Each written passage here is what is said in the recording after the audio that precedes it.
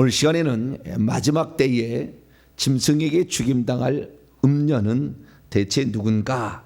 라는 제목으로 하나님의 말씀을 나누기를 원합니다. 성경에 특별히 요한계시록을 통해서 우리가 알아야 될 세 가지 존재가 있으니 적그리스도, 거짓 선지자, 음녀입니다. 이 세 가지를 잘 알아야 요한계시록이 풀려지는 것이고 또 요한계시록을 통해 주실 하나님의 은혜를 받을 수가 있는 것이죠. 적그리스도가 과연 누구냐? 과연 누구냐? 이거에 대해서 많은 지금까지 해설들이 있어 왔고요. 해석들이 있어 왔고요. 그리고 거짓 선지자는 많이 그래도 일치를 했었습니다. 그리고 그 다음에 세 번째로 음녀 이렇게 있어요. 근데 그동안 해석들을 들어보면은 적그리스도도 교황이다, 로마 가톨릭이다. 거짓 선지자도 로마 가톨릭이다. 그 다음에 음녀도 로마 가톨릭이다. 거기에 수장인 한 사람을 지칭한다면 교황이다. 이런 식으로 설명을 해서. 그런데 성경은 이 세 존재가 똑같은 존재가 아니에요. 다른 존재예요. 다른 존재. 네. 짐승하고 거짓 선지자가 그 아마겟돈 전쟁을 일으키기 위하여 요한계시록 16장에 보게 되면 새 개구리 같은 더러운 영이 하나로 동방에서 오는 유브라데 강을 말려가지고 거기에서 오는 길이 예비돼가지고 동방에서 수많은 사람들이 이 동방 유브라데, 유브라데에서 일어나는 유브라데와 관련 있는 게 적그리스도죠. 그래서 그 유브라데에서 적그리스도가 이제 오게 되는데 이제 오늘날에 결국에 이슬람 세력이 아닐까라고 거의 확실시 되는 겁니다.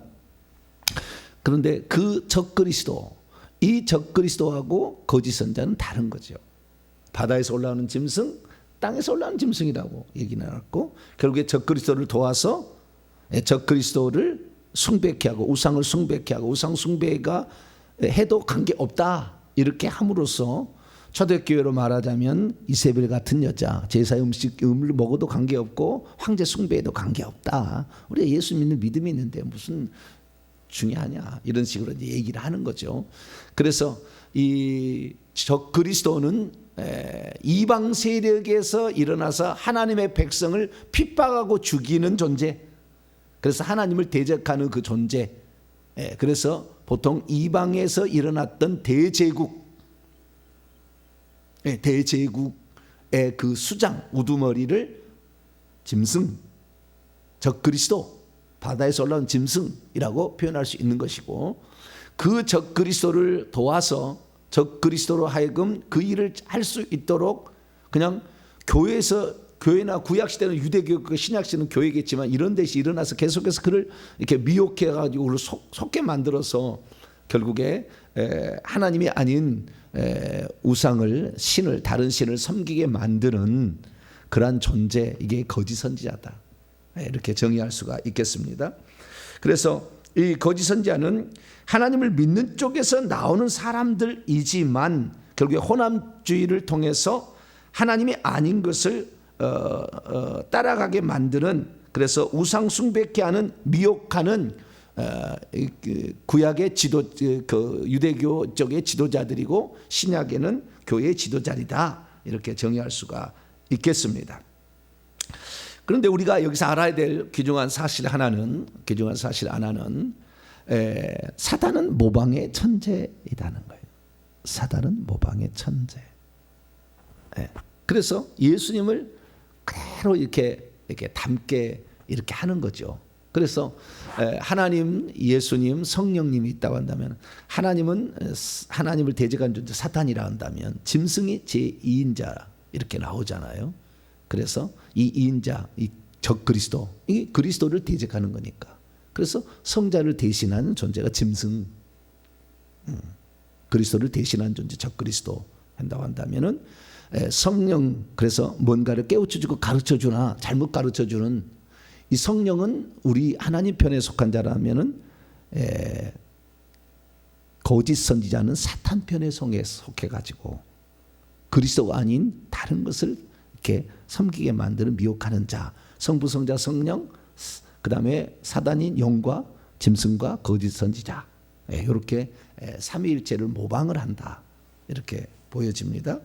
그리고 이제 오늘 음료를 다루게 될 텐데요. 이 음료하고 짐승하고는 한 통속이에요. 한 통속. 한 통속이라는 것은 둘이 딱 붙었어요. 붙어. 그런데 음료라고 했잖아요. 음료. 음료라는 것은 헬라어로는 포르네이 됐어요. 포르네. 포르노 막 이런 거 하잖아요. 그거 다 거기서 나온 말이에요. 포르네라는 말이 음료라는 말입니다. 그리고 포르네가 아니고 귀네 하면은 여자예요. 귀네, 여자. 근데 그 여자가 바람났잖아요. 그것을 음녀라고 그러는 거예요. 그러니까 음녀라는 것은 본 남편이 있는데 남편을 두고 다른 사람과 다른 남자와 바람난 여자를 음녀라 이렇게 얘기할 수 있는 거예요. 그건 좀 좋은 표현이고요. 사실 포르네라는 것은 창녀란 뜻이에요. 창녀. 매춘부란 뜻입니다. 원래 뜻은. 그런데 우리는 좋게 해석을 하는 거죠. 그래서 바람났다 정도로 창녀라고 이렇게 얘기는 하지 않고. 그래서 이 포르네인데 이 음녀가 결국에 짐승하고 한 통속이 돼요. 그리고 왜 그렇게 되느냐?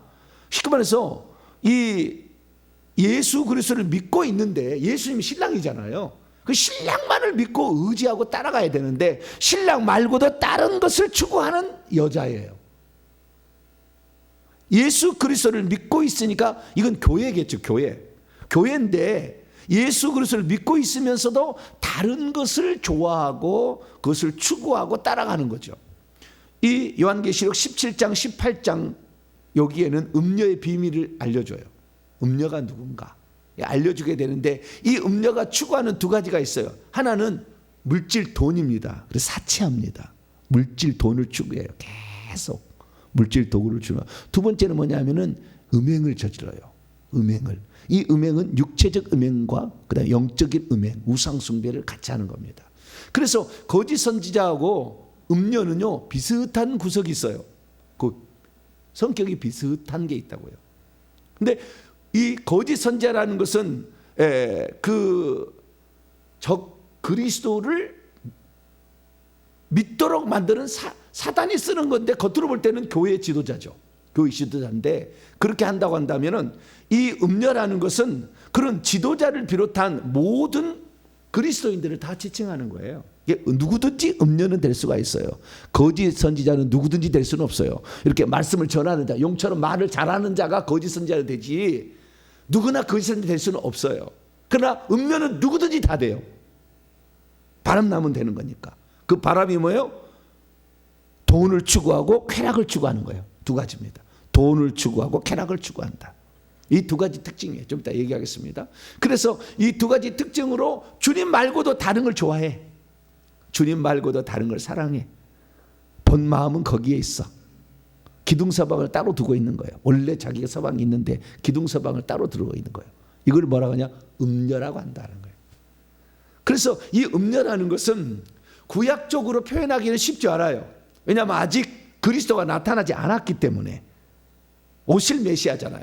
그래서 구약의 성도를 음녀라고 말하기는 조금 곤란한 측면이 있어요.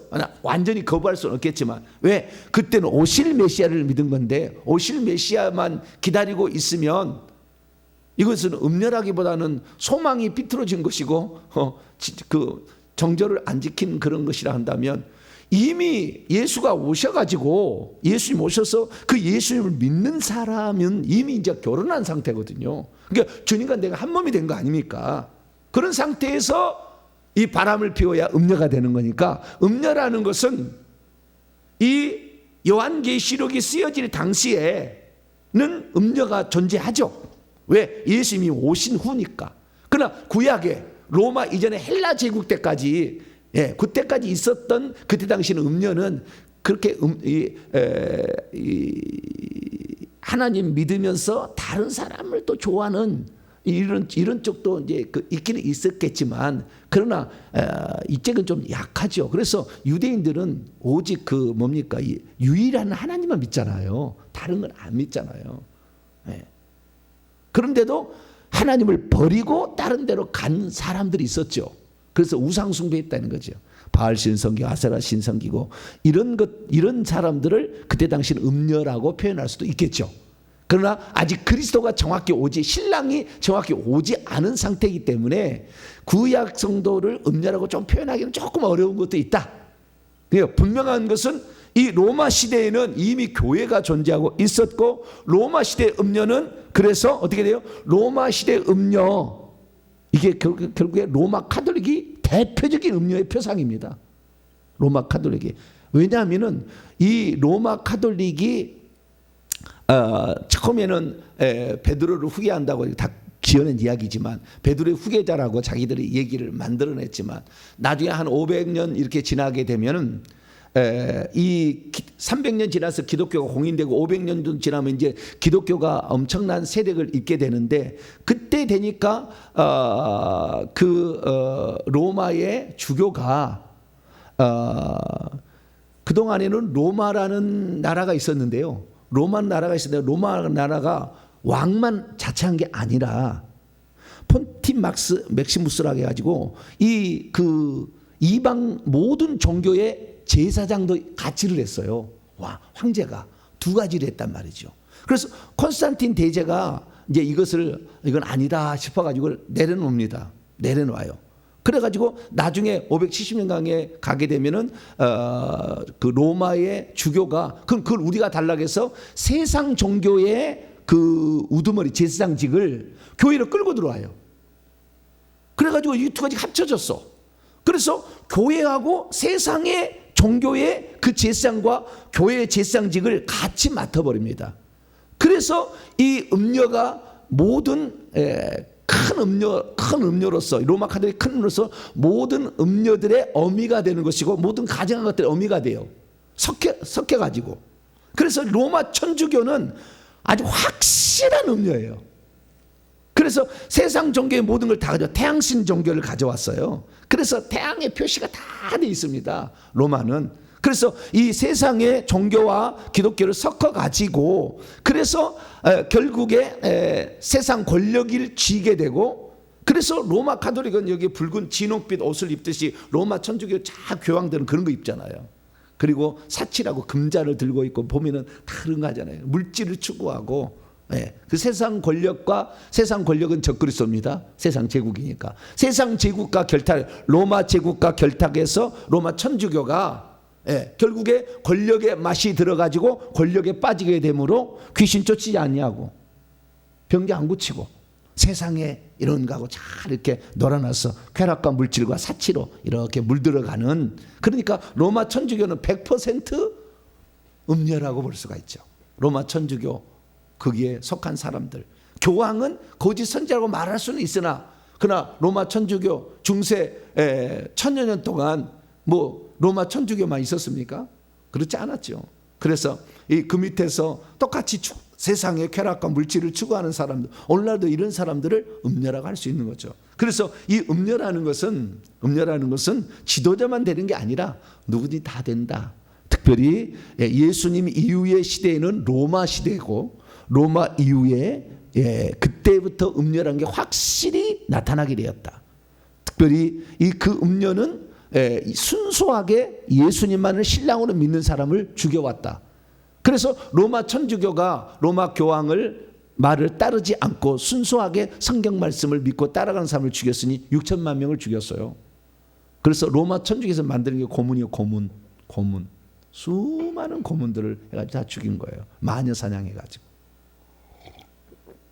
그래서 하나님이 로마 천주교를 없앤 게 1517년 종교개혁을 통하여 이건 아니다. 분명히 해서 종교개혁자들을 불러내가지고 그들의 잘못을 이렇게 깨우쳐 줬지만, 그럼 오늘날의 개신교, 기독교에는 음녀가 없느냐? 많죠. 예수님을 믿지만 예수님을 이용해서 권력을 좋아하고, 예수님을 이용해서 물질을 탐하고, 예수님을 이용해서 세상의 쾌락을 즐기고, 다 이렇게 세상 것을 좋아하고 이렇게 따라가게 되면 음녀가 되는 거죠. 그래서 지금은 이 음녀인데요. 그러면 이 음녀가 뭐 구약에도 우상 숭배하는 자들을 음녀라고 표현할 수 있다고 한다면 구약에도 있었을 것이고, 그러나 신랑이 와야 확실히 음녀니까 예수님 이후에는 확실히 음녀가 나타나게 되었다. 그래서 제6제국인 로마, 제7제국인 오스만 투르크, 제8제국인 앞으로 일어날 이슬람 왕국 제국, 요때에 짐승과 함께 이렇게 활동을 하면서 결국에 짐승과 바람돼서 짐승의 권력을 탐하고 그 짐승으로부터 뭔가를 얻어서 세상 사람들을 다 미혹해가지고 결국에 예수님을 믿지 못하게 하는 이런 역할을 하는 그런 사람들이 바로 음녀다, 이렇게 말할 수 있어요. 그러면 음녀는 언제 멸망하느냐, 이게 아주 중요한 거거든요. 음녀는 언제 심판하느냐. 이제 오늘 저녁에 제가 그 말씀을 좀 드릴게요. 재림에 관하여 얘기하면서 이 부분을 풀어가야 되는데 오늘 저녁에 확대해서 제가 얘기할 거고요. 언제 그런 음녀가 죽냐면요, 적 그리스도라는 존재가 짐승이라는 것이 나타나는데 무저경에서 올라온다고 했어요. 다섯째 나팔 재앙을 할 때, 자연재앙이 1, 2, 3, 4 나팔, 5, 6, 7이 사람 재앙인데 그 5번째 나팔부터 사람 죽이는 화잖아요. 독수리가 날아가면서 요때 5번째 나팔이 일종의 후 3년 반 진짜 핍박의 시대가 들어가게 됩니다. 그때 무저경에서 사단도 올라오고 그 다음에 짐승의 영도 올라오고 개구리의 영도 올라오죠. 그래서 마지막 시대를 장식을 하는 거예요. 그때 올라오는 짐승과 거짓 선자가 사단과 더불어서 마지막 시대를 이렇게 연출해 가는데, 그래서 5, 6번째, 7번째 나팔은 하나님을 믿지 않고 짐승을 따라가는 자들을 심판하는 거예요. 왜? 이들이 그리스도인들을 죽이니까 탄원을 하잖아요, 하나님께. 그러니까 하나님이 그 기도를 들으시고 5번째 나팔 재앙, 6번째 나팔 재앙, 7번째 나팔 재앙을 내리는 거죠. 그래서 이 재앙을 받게 된다라는 것을 알 수가 있죠. 그래서 우리가 이 7 나팔 중에서 5번째 나팔부터 비로소 적 그리스도 짐승의 정체가 확실히 드러날 거다. 근데 지금은 아니죠. 지금은 잠시 머리가 죽었다가 이제 살아나려고 하는 그런 시대입니다. 그래서 요한계시록에 잘 보려면은 7인 7나팔 7대접으로 구성되어 있다는 걸 알 수가 있어요. 그래서 전 인류의 역사는 7인으로 구성되어 있고요. 이 7인 가운데서 이 7나팔은 7번째 인을 뗄 때 펼쳐지는 거예요. 7번째 인을 뗄 때에 7나팔이 울려 퍼지고, 그러니까 7나팔이 7인을 만드는 것이고요. 그 다음 7번째 나팔 때에 7대접을 재앙을 내려요. 그러니까 5, 6번째가 사람 치는 재앙이고 7번째도 사람 치는 재앙이고, 하나님께 속하지 않는 적 그리스도와 거짓 선자를 따라가는 자를 죽이는 재앙이 5, 6, 7번째 나팔인데, 이 나팔 재앙의 7번째는 적 그리스도 치하에만 내려요. 그래가지고 적 그리스도 치하에 내린 것이 1, 2, 3, 4, 5, 6, 7번인데요. 이 7번째 나팔 때 7대접으로 구성된 가운데 언제 그러면 하나님이 음녀를 심판하느냐? 7대접 가운데 7번째 대접 때 음녀를 심판해요. 그러니까 짐승하고 끝까지 놀아난다고요. 이 음녀는 짐승하고 끝까지 놀아나. 그래서 이 짐승을 타고 이 여자가 춤을 추고 돌아다녀요. 짐승으로 권력을 이용해서 이렇게 이용하고. 근데 나중에 어떻게 되느냐? 7대접 심판, 마지막 심판 때는 짐승이 이 여자를 미워해가지고요, 이 여자를 아주 불러 살려 죽여버립니다. 둘이는 같이 계속 갔는데 마지막 그 순간에 갈 때 먼저 음녀를 심판하고 그 다음에 짐승을 심판하는 것이 아마겟돈 전쟁이에요. 아마겟돈 전쟁 직전에 음녀가 없어져요. 쉽게 말해서 예수 그리스도께서 7번째 나팔 때 오시거든요. 요한 11장에 보게 되면 7번째 나팔에 오는데, 그때도 순수하지 않는 이 음녀들은 예수 믿지만 있는 사람은 땅에 남겨져요. 휴거되지 않냐고 남겨져가지고 결국에 짐승하고 계속 있다가 그 타락한 사람들을 결국에 이 적그리스도의 세력에 심판할 때 마지막 끄트머리 직전에 한다. 그러니까 끝까지 이런 그 음료들은 간다는 거. 그 전에요, 우리 그리스도인, 순수한 그리스도인들은 올라갈 거예요. 오늘 저녁에 제가 정확히 얘기해 드릴게요. 올라갈 거고. 그래서 우리가 이 음료는 끝까지 끝까지 간다. 아마겟돈 전쟁 직전까지 계속 간다. 그래서 여러분들은 순수한 자가 되어서 그 전에 올라갈 수 있는 사람이 되기를 바랍니다. 자, 그러면 이 일곱 인과 일곱 나팔과 일곱 대접은 어떻게 구성되냐? 일곱 인은이라는 것은 우리가 잘 알죠. 첫째, 둘째, 셋째, 넷째 인, 흰 말, 붉은 말, 검은 말, 청황색 말. 예, 흰 말이 여러 가지로 해석이 됩니다. 어쨌든 복음 전파, 그 다음에 붉은 말은 전쟁, 검은 말은 기근, 그 다음에 청황색 말은 전염병, 또 짐승으로 치는 거예요. 여기 1, 2, 3, 4 인이고요. 다섯 번째 나팔은 제단에서 호소하게 되고, 여섯 번째 나팔이 해와 달과 별들의 이상이고, 일곱 번째 인이 결국에 이제 일곱 나팔로 구성되어 있는데요. 첫째, 둘째, 셋째는 지혜, 강천, 땅, 하늘, 바다, 지혜, 그 다음에 땅, 바다, 강, 그 다음에 하늘을 치죠. 그래서 자연재앙이 첫째, 둘째, 셋째 나팔 재앙이고요. 다섯에서 일곱 번째 나팔이 화라는 사람을 치는 재앙인데, 이때부터 이미 이제 후 3년 반이 시작된 거예요. 그래서 이제 재앙이 시작되었다는 거. 일곱 번째 나팔은 짐승 치아에 나는 거, 이런 것이다라는 거 참조 나중에 이제 더 자세히 하겠습니다.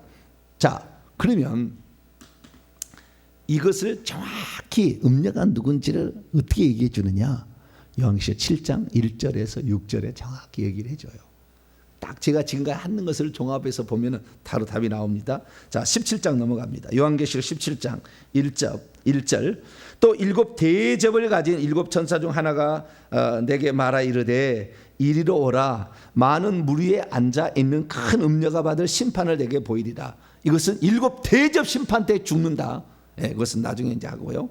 근데 그 심판인데 이 여자가 어땠냐? 땅의 임금들, 얘 왜 임금이라고 했는지 모르겠어요. 땅의 왕들이라고 나오면 땅의 왕들로 계속 가야 되는데, 땅의 임금들 했다, 땅의 왕들 했다. 왕들이거든요. 땅의 왕들 아시겠죠? 땅의 왕들. 그러니까 땅에 거하는 자들 중에서 세상에 지금 왕들이죠. 뭐 대통령이나 뭐 총리나 뭐 이런 사람들이겠죠. 세상에 수상들 이런 사람들인데, 이 땅의 왕들 가운데에 10뿔이 있었죠. 10왕들이. 이것은 적그리스도에게 자기의 권한을 줘버리잖아요. 권세와 능력을. 그래서 당신이 이 통치하라. 이것은 이슬람 세력에 속한 국가들일 거예요. 나중에 앞으로 20년 정도 지나면은 전 세계의 절반이 이슬람 세력이 되니까, 그때는 이제 그쪽 이슬람에 붙어야 살아남는 시대가 되는 거예요. 그때 땅의 임금들과 더불어 그녀가 음행하였네요. 땅에 사는 자들, 그때 당시에 그랬어요. 앞으로 20년 지나면요, 기독교 인구는 급격하게 감소돼 가지고 구원받을 자 몇 명 없어요. 다 천국에 이미 들어가서 차버렸기 때문에. 그래서 하나님께서 더 이상의 기독교 인구가 부흥하지 않게 하시는 거예요. 지금 자연적으로 없어지는 거예요. 그래서 이 후 3년 반 정도 되는 이 적그리스도가 출현되는 그런 시절이 된다고 한다면, 지구상의 기독교 인구는 몇 명 없다. 몇 명 없다. 그렇게 보시면 돼요. 그래서 후 3년 반이 시작되고 다섯, 여섯 번째, 일곱 번째 나팔 때 주님 오시는 거예요. 그때까지는 같이 고난을 받아야 되는 거예요. 근데 그때 땅에 사는 사람들 대부분 이슬람이고, 이슬람을 좋아하고 이슬람과 결탁해서 사는 사람들이겠죠. 그런 사람들, 이 적그리스도 짐승 이 따라가는 사람들이죠. 땅에 사는 자들도 그녀의 음행의 포도주, 이를 따라가는 게요. 음녀가 우상을 숭배하고 바람났으니 적그리스도가 붙어가지고 돈을 잘 벌고, 세상의 권력의 맛을 보고, 그래도 여기나 저기나 다 하나님 믿는 건데 뭔 잘못이 있느냐. 이렇게 세상 잘 살게 해주는 이런 사람이 오히려 우리의 메시아가 아니겠는가, 막 이렇게까지 얘기하겠죠. 그래서 따라가게 될 겁니다. 그때 3절, 성령으로 나를 데리고 광야로 가니라. 내가 보니 여자가 붉은빛 짐승, 이게 적그리스도잖아요. 짐승. 근데 진홍빛 이런 옷을 입고 있어요. 그것은 사치를 의미하기도 하고 잔인성을 의미하기도 합니다. 탔는데 그 짐승의 몸에 하나님을 모독하는 이름들이 가득, 7머리와 10뿔, 이게 짐승 적그리스도, 그동안 계속 얘기했던 것이고요. 그런데 4절부터 이제 6절까지 제대로 그 여자는 자줏빛과 붉은빛 옷을 입었다. 부자들이 입는 거잖아요. 우리 성도는 빛나고 깨끗한 성도를 입어야 돼. 그러니까 이 음녀의 반대는 뭐냐면은, 이 창녀의 반대는 순결한 여자. 나중에 이 순결한 여자만이 그리스도의 신부가 되죠. 예루살렘 성으로 예표된 신부가 되는 거예요. 림페가 되는 겁니다. 그런데 음료는 계속 음료로 가는 거예요. 그러니까 지금 거룩하고 깨끗한 자기의 행실을 빨아서 회개를 해가지고 깨끗한 사람이 되게 되면은 예수님의 신부가 되는 것이고, 그렇지 않고 세상 권력에 같이 취해서 세상을 즐기고 세상을 따라가게 되면 음료로 남아서 결국에 휴거도 못 되고 남겨 있다가 짐승 멸망의 1초 전에 먼저 이렇게 직전에 먼저 이렇게 심판을 받는다, 이렇게 알 수가 있죠. 그래서 자줏빛과 붉은빛, 이게 천주교 교황, 그 다음에 뭐 추기경들이 다 이런 붉은빛 자줏빛 옷을 입습니다. 옷을 입고 금과 보석과 진주로 꾸미고, 금과 진주와 보석은 장차 새 예루살렘 성의 재료들이라고 21장 9절에서 21절에 나와요. 이것은 그런데 그와 비슷한 것으로 이렇게 꾸며가지고 자기들도 신부다 이렇게 표현을 하는 거예요. 그러나 이건 사치죠. 금과 보석과 진주로 꾸미는 건 이 세상 거니까. 손에 금잔을 가졌는데 가증한 물과 그의 음행에 더러운 것들이, 그래서 이 천주교가 세상 종교의 그 사제관까지 흡수해가지고 천주교가 짬뽕이 되버려, 혼합이 돼버렸거든요. 그래가지고 이 더러운 음행, 우상 숭배, 태양신 숭배를 하게 하는 거예요. 그리고 하나님 아닌 걸 숭배하게 한다고요. 5절, 그녀의 이말에 이름들이 있으니 비밀이라 큰 바벨론이라. 그래서 이 여자를 영적으로 표현할 때는 큰 바벨론이라고 해요. 자, 큰 바벨론이 AD 95년 96년 이 요한계시록을 쓸 당시에 존재했느냐? 존재 안 했어요. AD 70년에 예루살렘도 존재하지 않아요. 망했거든. 지금 이 편지를 쓰고 이 계시록을 쓰고 있을 때 이 서신서이도 하기도 하고 계시록이도 하기도 묵시록이도 하기는 예언서인 이 요한계시록 쓸 때 그때 예루살렘도 존재하지 않았고요. 바벨론도 존재하지 않았어요. 이 표현은 뭐요? 영적인 표현이라.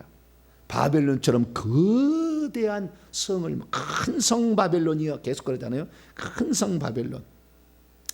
이래서 큰 성 바벨론이 멸망을 당했는데 이게 바로 언제 멸망을 당하느냐? 자, 16장 17절부터 보게 되면 일곱 대접 심판, 아까 일곱 나팔 가운데 마지막 끝에 심판이잖아요. 일곱 대접 심판 때 망한다니까. 자, 일곱째 천사가 요한계시록 16장 17절입니다. 그 대접을 공중에 쏟음에 큰 음성이 성전부터 보좌로부터 나서 이르되 되었다, 이제 끝났다는 거죠. 번개와 음성도 울음소리가 있고 또 큰 지진이 있어. 얼마나 큰지 사람이 땅에 있어 온 이래로 이 같은 큰 지진이 없더라. 큰 성이 세 갈래로 갈라지고 만국의 성도도 무너지니 큰 성 바벨론이 하나님 앞에 기억하신 바 되어 그분의 하나님의 맹렬한 진노의 포도주 잔을 받게 된다.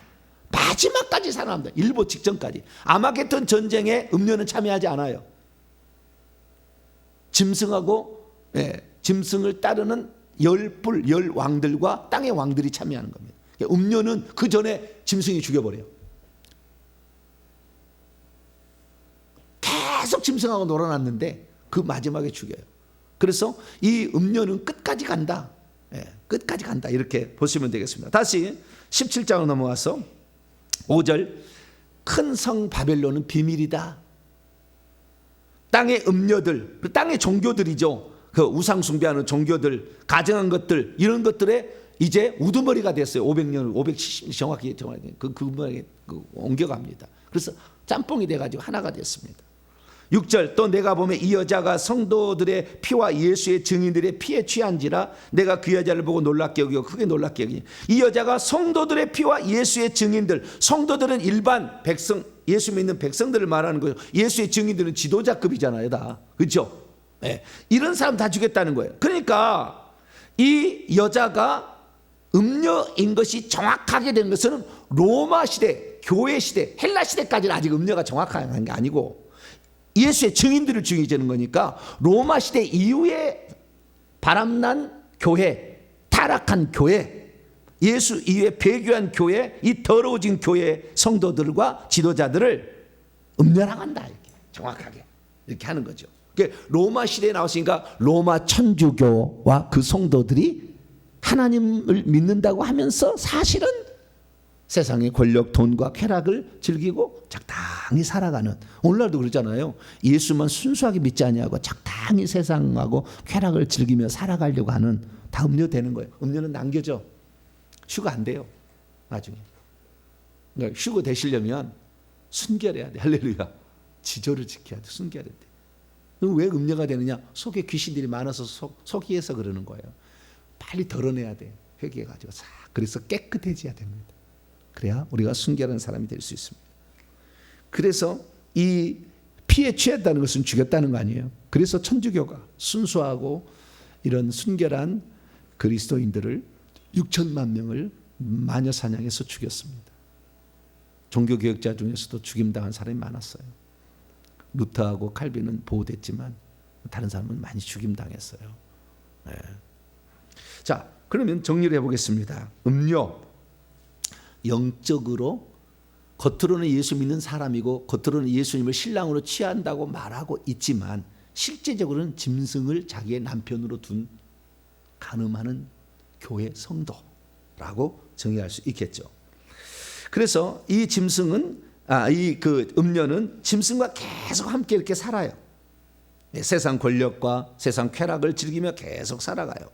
그러면서 사치로 돈으로 물질을 추구하고 이렇게 섬기고 그다음에 다른 신들도 섬기면서 이렇게 적당히. 그래서 예수 믿고도 점치러 가는 사람들 음료조다. 다른 신도 섬기는 우상 숭배하는 거니까. 영적으로 볼 때는 큰 성 바벨론이고요. 이 음녀가 땅의 왕들과 땅의 상인들이죠. 이 사람들하고 같이 돈을 버는데 돈을 추구한다면 뭐든지 하게 하는. 그래서 오늘날의 번영신학, 예수 믿으면 잘 산다, 요거 하나만, 다른 거 빼버리고 진짜를 빼버리고 귀신 빼버리고 요것만 추구하게 되면 음녀가 될 가능성이 많습니다. 그럼 언제 멸망하느냐? 아마겟돈 전쟁 직전까지 간. 아마겟돈 전쟁에 음녀는 참여하지 않는다. 근데 그때까지 계속 간다. 짐승과 함께 계속 간다. 그러는 거죠. 그러면은 자, 마지막 때 이제 정리합니다. 마지막의 적 그리스도 짐승은 이슬람 세력이잖아요. 이슬람 세력을 믿어도 관계없다고 경제를 나중에 세계를 주관할 건데 이것을 밀어주는 자의 거짓 선지자잖아요. 근데 음료는 뭐냐? 이 말을 듣고 결국에 이 종교적으로도 부패할 뿐만 아니라 경제적으로도 부패해서 자기의 지조를 지키지 않고 따라갈 사람들이죠. 그래서 이슬람이 전 세계를 지배할 때 교회가 다 아부를 떨 거예요. 대부분 다. 그럼 다 그 길 가죠. 순수하게 이미 이 짐승이 나왔을 때 짐승의 치아를 치는 5번째 나팔, 6번째, 7번째 나팔, 요때 주님이 오시기 때문에 많은 사람이 환란을 들어가겠지만, 그러나 진짜는 진실한 성도는 올라갈 거 나머지는 남게 되는데, 그 나머지 성도들이 결국에 짐승하고 계속 있다가 얼마 짧은 기간입니다만 얼마 있다가 먼저 음녀가 짐승의 배반을 당해죠. 하나님이 짐승을 써서 죽이는 겁니다. 그래서 음녀는 하나님께도 버림을 받고 짐승에게도 버림을 받는 비참한 사람이 돼요. 우리는 짐승한테는 버림을 받을지라도 하나님께는 택함을 받은 자가 되어야 됩니다. 그것은 신앙의 지조를 지키는 것이죠. 도덕적, 종교적 순결을 지켜가는 것입니다. 제 사명은 그거 하나 거기 들어 있습니다. 종교적, 경제적 순결을 지켜서 오직 주님만을 따라가는 사람을 만드는 일. 저는 그 일을 할 거예요. 누군가는 이 시대 가운데 진리를 전해줘야 되잖아요. 연기시로 강해. 수많은 사람이 있어요. 다 들으면 다 일리가 있는 말을 하고 하지만 누군가는 참 진리를 전해야 돼. 이 시대 가운데. 저같이 부족하지만 제가 이렇게 전합니다. 시간이 지나면 이 말이 맞은지 안 맞은지 알게 되겠죠. 시간이 지나면. 그러나 먼저 들을 때는 설마 이슬람 세력이 저 그리스도가 되겠어? 설마 막 이렇게 할 수 있잖아요. 그러나 이 거짓 선지자나 이 음료에 대해서는 어느 정도 그래도 일치가 있지만 저 그리스도에 대해서는 지금 이슬람 세력인지를 거의 몰라요. 근데 시간이 지나면 이게 다 될 겁니다. 그때가 얼마 남지 않았습니다. 우리는 지금부터라도 오직 순결하게 예수님만 따라가자. 할렐루야. 예수님만 따라가고 예수님께 지조를 바치고 예수님만 증거하고 예수님만 높이는 자가 돼. 다른 거 추구해버리면 음녀가 될 수 있다. 그래서 돈을 추구하거나 쾌락을 추구하거나 명예를 추구하거나 막 이렇게 되면은 결국에 음녀가 될 수 있으니까 우리의 마음은 항상 순결을 유지하는 복된 성도가 되기를 간절히 바랍니다. 거룩하신 하나님 감사합니다. 수많은 사람들이 오늘 이 땅을 살아가고 그 중에 그리스도인들이 있는데 바람이 나서 이렇게 다른 데를 따라가는 자가 있습니다. 주여, 우리가 그들을 따라가지 않는 자가 되게 하여 주시고 오직 예수 그리스도에게만 지조를 바치는 저희들 되게 해 주시옵소서. 우리 주 예수 그리스도의 이름으로 기도하옵나이다.